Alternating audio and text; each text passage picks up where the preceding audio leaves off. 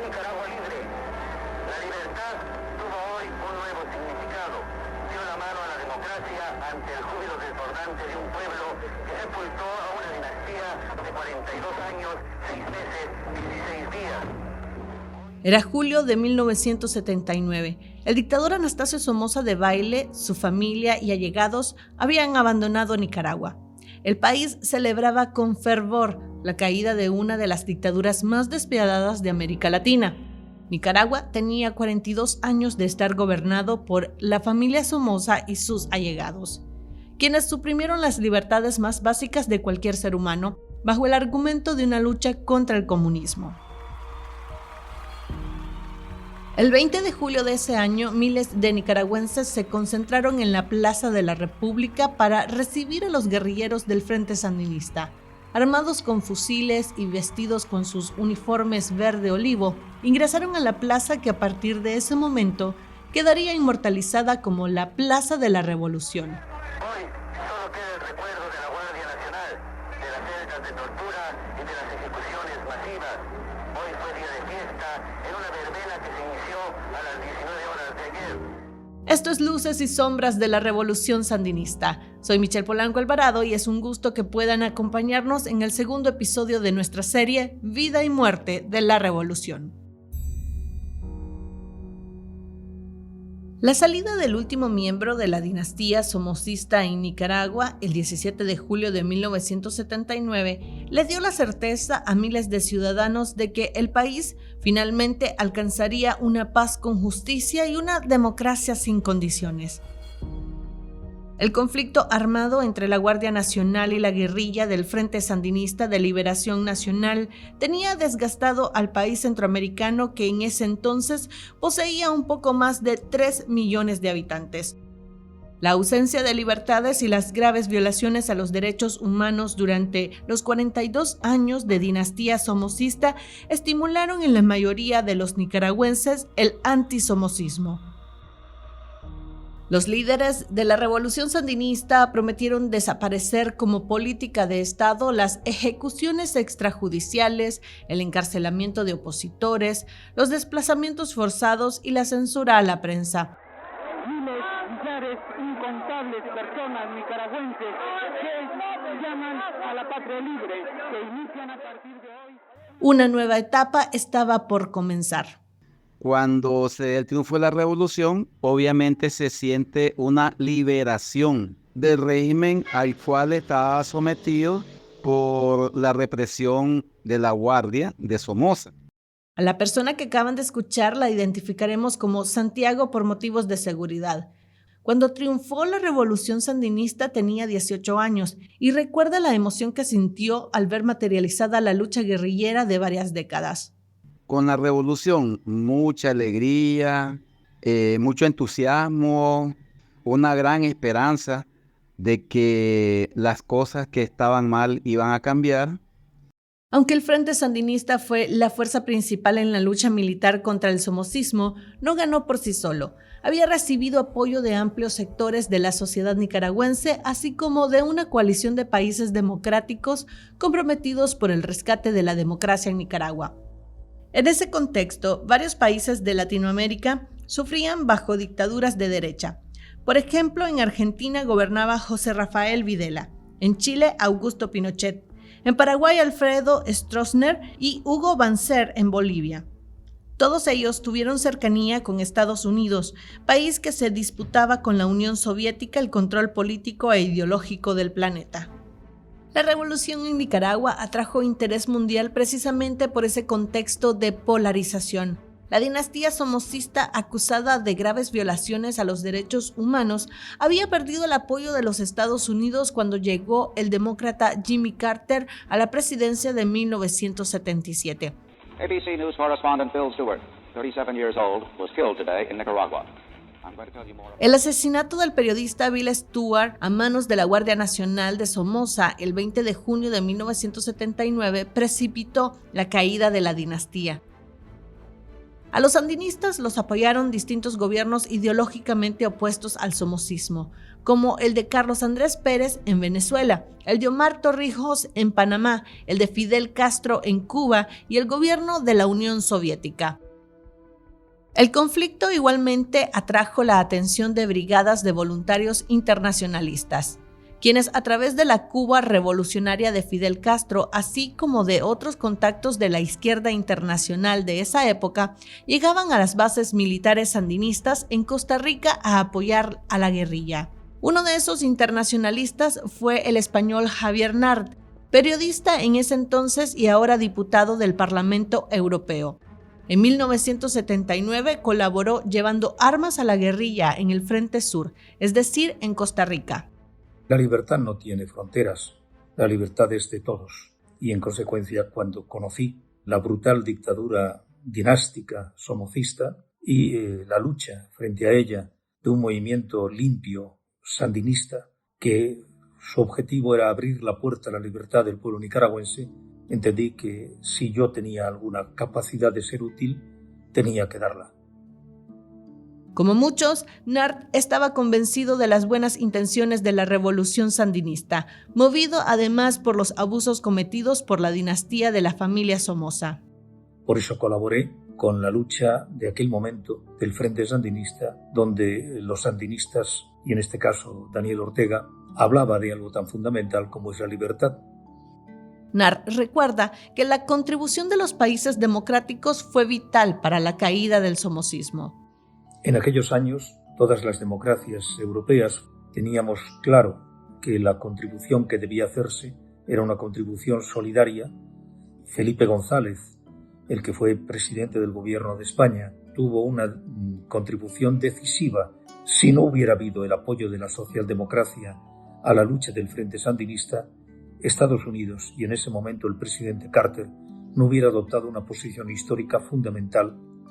La exguerrillera Mónica Baltodano, al igual que Javier Nart, considera que la solidaridad internacional contribuyó a que el Frente Sandinista lograra la caída del somocismo. Era una lucha realmente de todo un pueblo y eso fue tal vez lo que más despertó la solidaridad mundial, de tal manera que de todas partes del mundo vinieron no solo a la tarea de la reconstrucción de los años 80, sino que hasta se incorporaron como guerrilleros. Baltodano fue nombrada comandante tras el triunfo, luego de haber iniciado su lucha clandestina a la edad de 15 años, que la llevó a sufrir prisión y hasta torturas por parte de la Guardia Nacional de Somoza. En el gobierno revolucionario, Baltodano llegaría a desempeñarse como viceministra de la Presidencia y ministra de Asuntos Regionales, encargada del fortalecimiento de los municipios, por lo que recuerda bien los altos y bajos del proceso. Nosotros y toda nuestra generación, todos esos muchachos y muchachas movidos por grandes ideales, lo que queríamos era una Nicaragua, para empezar, libre de injerencia extranjera, pero libre también desde el punto de vista de las libertades de todos los nicaragüenses. Y no era tarea fácil. La guerra contra la dictadura de Somoza dejó alrededor de 10,000 personas muertas, cientos de ciudadanos sin viviendas, el país con una infraestructura en decadencia que no terminaba de recuperarse desde el terremoto de 1972 y una deuda externa que superaba los $1,600 millones. El objetivo del gobierno del Frente Sandinista era mejorar las condiciones de la población más desfavorecida, siguiendo los lineamientos socialistas, es decir, buscaba ofrecer servicios públicos a través del Estado. Una de esas inversiones sociales fue la educación pública. Santiago logró su sueño de estudiar, al igual que miles de nicaragüenses bajo pobreza que veían la educación como un privilegio. Una oportunidad de mejor educación, que era el momento que teníamos nosotros para estudiar. Hay una oportunidad de las becas.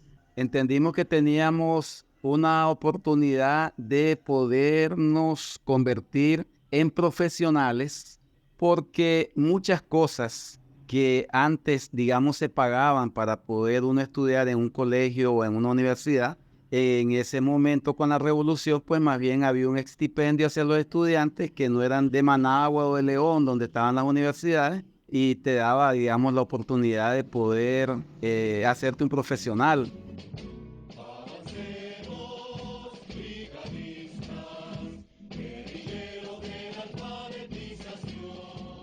Mónica Baltodano resalta que justamente la educación fue uno de los pilares fuertes de la revolución sandinista.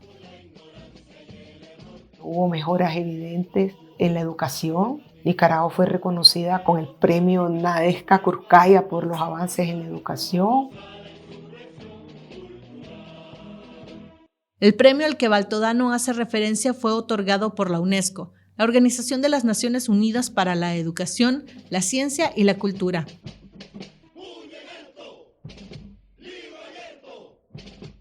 Este reconocimiento que recibió el gobierno revolucionario fue luego de que se logró reducir el analfabetismo del 50 al 12% con una jornada de alfabetización. Más de 90,000 jóvenes se movilizaron por todo el país durante 5 meses para enseñar a leer y escribir a más de 400,000 nicaragüenses, principalmente campesinos de las zonas rurales del país.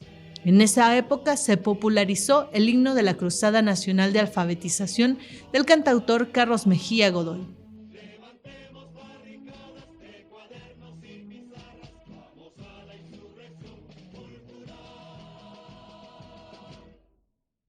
Sin embargo, este logro se vería empañado por los contenidos con que se enseñó a las personas a leer y escribir. Bueno, sea algo otro que sepa qué cosa es antiimperialista. Mientras el compañero piensa, lo puede contestar. A mí me parece que anteriormente vivíamos bajo el mando de los imperialistas y ahora esta revolución es nuestra y no estamos bajo el mando del imperialismo. Muy bien, compañero, sí. Los alfabetizadores enseñaban las letras del abecedario a partir de los nombres de combatientes del Frente Sandinista, como Camilo Ortega o Carlos Fonseca Amador. También se les ponía a escribir frases como Sandino, guía de la revolución, Sandino está vivo, entre otras. Algunos críticos han señalado que la alfabetización funcionó para adoctrinar a miles de nicaragüenses. Pero las promesas de la revolución iban más allá. Hablaban de salud, educación, derechos laborales y regresar las tierras al campesinado. Respecto a la salud, la comandante Mónica Baltodano refiere que hubo una disminución de la mortalidad infantil. En los niveles de la salud se disminuyó el porcentaje de niños que morían antes del primer año, se elevó el nivel de esperanza de vida al nacer, se mejoró la condición del campesinado, claramente con la reforma agraria, pero también con una serie de modificaciones que se hicieron. Pero un estudio de la Universidad de Costa Rica publicado en 1988 apunta a que Nicaragua, Guatemala, Honduras y El Salvador mantenían niveles comparables de mortalidad para 1970, los cuales disminuyeron simultánea y paulatinamente como parte de una tendencia regional. Acompañando sus proyectos de salud, el gobierno sandinista emprendió una reforma de la distribución de la tierra en el país. La Ley de Reforma Agraria entró en vigor el 21 de agosto de 1981 y se construyó sobre propiedades agrícolas confiscadas a miembros de la familia Somoza y de muchos ciudadanos que no tuvieron ningún vínculo con el somocismo. El objetivo era entregarle a los campesinos más pobres grandes propiedades agrícolas que garantizaran la seguridad alimentaria. Sin embargo, Santiago considera que esa no fue una promesa cumplida. Nunca entendimos por qué razón al campesino no se le dio un título de propiedad. Creo que al final lo que más duele es eso, que la reforma agraria se desvirtuó totalmente. Lo que se dio fue un área de propiedad del Estado, tanto en la cuestión agraria como en la industria. Y de nuevo, pues el campesino vuelve a ser campesino y el obrero vuelve a ser obrero. Lo único que el dueño de la hacienda y el dueño de la fábrica es el Estado. Con la reforma agraria se otorgaron tierras a campesinos alegando que se trataba de justicia y debida repartición de la riqueza en el país. Algunas empresas y fábricas fueron confiscadas a sus dueños y asignadas a sus trabajadores. La reforma agraria también permitió que varias propiedades fueran asignadas entre los 9 comandantes sandinistas y varios funcionarios de gobierno, las cuales pasaron a su nombre cuando perdieron el poder en 1990. A esto se le conocería posteriormente como la piñata. Cuando se dio la transición, se dictó una ley en la cual todos los que estábamos viviendo en casas que eran propiedad del Estado las podíamos adquirir por la vía legal a través de un pago de un estipendio. Eso para mí, hasta ahí, yo no le veo ningún problema. Era un derecho básico, digamos, el derecho a tu vivienda. Yo fui beneficiaria con esa ley 85 de mi vivienda.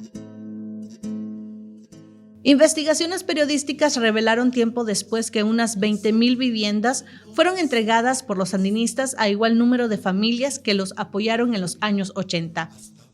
Otros 125,000 lotes de tierra fueron entregados a personas que durante los años 80 se tomaron decenas de predios baldíos en todo el país. También se emitieron 10,200 títulos de reforma agraria para cooperativas sandinistas y otros 16,000 títulos para personas particulares. Entre estas propiedades que fueron confiscadas y repartidas entre los sandinistas se encuentran casas en lugares exclusivos de Managua, como Los Robles o Las Colinas. Además, se distribuyeron empresas comerciales, restaurantes, haciendas ganaderas, cafetaleras, fincas bananeras, empresas radiales, comercializadoras de carne, banano y empresas financieras. Esta operación costaría en total a los nicaragüenses unos 2.200 millones de dólares, según estimaciones de gobiernos posteriores. Si bien la reforma agraria otorgó propiedades a campesinos que vivían bajo el umbral de la pobreza, se sostuvo de profundas injusticias por el otro lado, al despojar de sus bienes a otros ciudadanos que no eran adeptos del sandinismo. De una militancia que era muy reconocida por su apego a ciertos valores, ciertos principios, se construyó por medio de la piñata, por así decirlo, una burguesía rojinegra, una burguesía que terminó siendo la base de las mutaciones. La mayoría de los comandantes de la revolución, como Mónica Baltodano y Luis Carrión, señalan que las injusticias cometidas durante el gobierno revolucionario tuvieron que ver con el contexto de la guerra con la contrarrevolución, un ejército armado de campesinos apoyados por Estados Unidos. La contra surgió ante los abusos de la revolución, como las confiscaciones, las ejecuciones extrajudiciales y la negativa de elegir a un presidente por medio de elecciones. Yo creo que nuestros errores tienen que ser relativizados en cuanto a que lamentablemente tuvimos que enfrentar una guerra, ¿verdad? Una guerra real. No estamos hablando de una guerra inventada, estamos hablando de un ejército de contrarrevolucionarios que se llegó a estimar en 17,000 soldados, armados fuertemente. Se cometieron errores y se facilitó de alguna forma la intervención de los Estados Unidos y el desarrollo de una guerra que tuvo ese apoyo extranjero. La juventud en esos años sufrió muchísimo. Como un chilotito tierno, fulgurante bajo el sol, nació el Frente Sandinista, mazorca y espiga de liberación. El cantautor Carlos Mejía Godoy, quien apoyó la revolución sandinista desde el arte, admite que desde los primeros años del triunfo, el Frente Sandinista se apartó de los ideales libertarios que los llevó a combatir la dinastía somocista. La sensación de que yo, particularmente, sin echarle la culpa a nadie, vi cómo nos fuimos alejando lentamente de esos valores. Y con el cuento de que estábamos enfrentados en la guerra desigual frente a la contra, nos callamos. Y yo dije y escribí y lo sostengo, ese fue un silencio criminal. Nosotros debíamos haber empezado a denunciar, aunque fuese en ese contexto tan difícil. Era un riesgo muy grande, porque las cosas eran así. La autocracia, la arrogancia, todos esos vicios que se apoderaron de nosotros nos fueron mermando. Como dice nuestro pueblo de manera muy sabia, se nos pasmó la revolución. Ante el crecimiento de la contrarrevolución y el apoyo de miles de campesinos, la revolución implementó el servicio militar patriótico en 1983.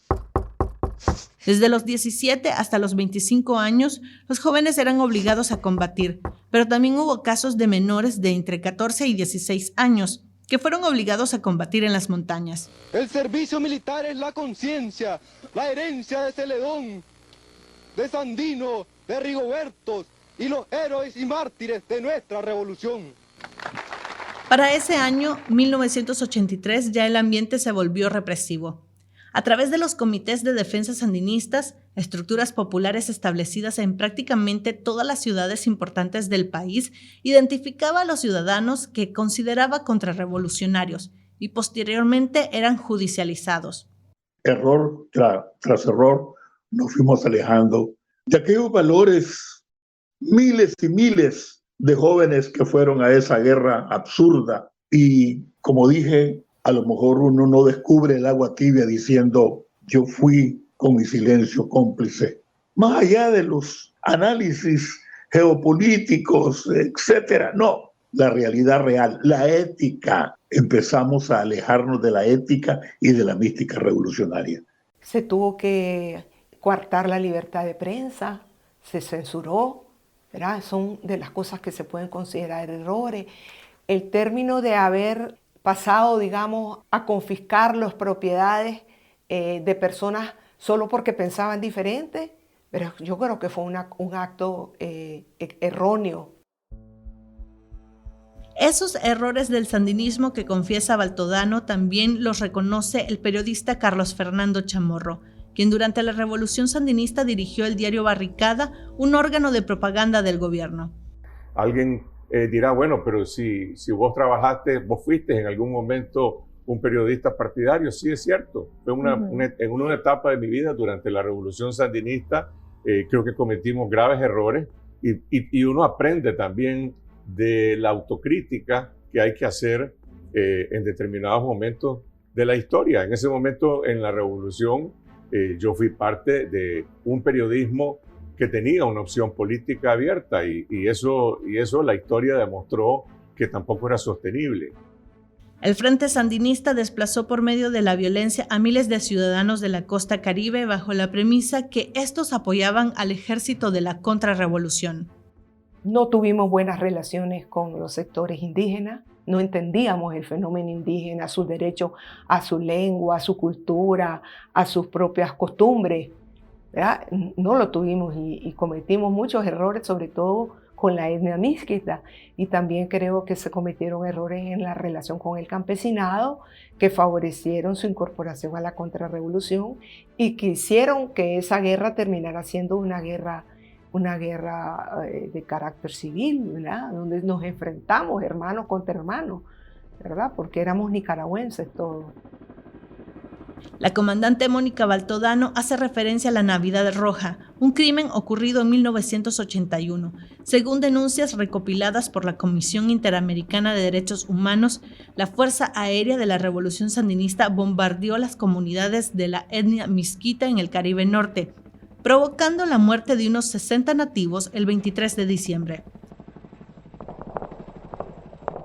El gobierno había establecido presencia militar en la zona bajo sospechas de actividades insurgentes. La comisión recopiló denuncias de asesinatos en masa, desplazamientos, desapariciones forzadas y saqueos, así como encarcelamientos arbitrarios, que llevaron a un éxodo masivo. Se calcula que alrededor de 10,000 misquitos cruzaron el río Coco hacia Honduras, donde unos 8,000 posteriormente fueron instalados en un campamento de refugiados ubicado en la localidad Mocorón, en el departamento Gracias a Dios. La etnia misquita sigue reclamando justicia por ese crimen. En ese sentido, Mónica considera que no todos los que formaron parte de la Revolución Sandinista son responsables de crímenes como el de la Navidad Roja. Uno puede decir que todos los que fueron parte del régimen somocista, todos son asesinos porque eran parte del somocismo. Eso es un absurdo. Tampoco se puede decir que todos los que estuvimos vinculados a la lucha de la revolución y del 80, todos son asesinos. Esas son generalizaciones que no hacen cuenta de la inteligencia y que contribuyen de alguna manera a profundizar las divisiones y las heridas en la sociedad nicaragüense que nos tienen a como estamos. A más de 4 décadas de la revolución, Santiago solo destaca 2 logros cumplidos durante esa década. Indudablemente la educación gratuita y la salud gratuita, esa promesa se dio y entiendo que todavía tal vez de muy mala calidad, pero hay educación y salud gratuita. Creo que no hay, más allá de la educación y la salud, algo más que se pudiera haber logrado. O sea, creo que esas dos promesas se dieron, se cumplieron, pero no más de ahí. La revolución, que había prometido una transformación social y democrática, terminó siendo una pesadilla. Organismos de derechos humanos calculan que unas 50,000 personas murieron durante el conflicto armado de los años 80. Y, entre la pobreza, la guerra y la represión, cerca de 400,000 personas se exiliaron. Los estragos causados por el conflicto armado, el fin de la Guerra Fría y el bloqueo económico de Estados Unidos obligaron al gobierno revolucionario a garantizar elecciones libres. El descontento con la revolución fue evidente en las elecciones de 1990, pues la mayoría de los nicaragüenses eligieron a Violeta Chamorro como nueva presidenta de la República. Con su victoria, se puso fin a décadas de guerra durante la dinastía somocista y revolución sandinista.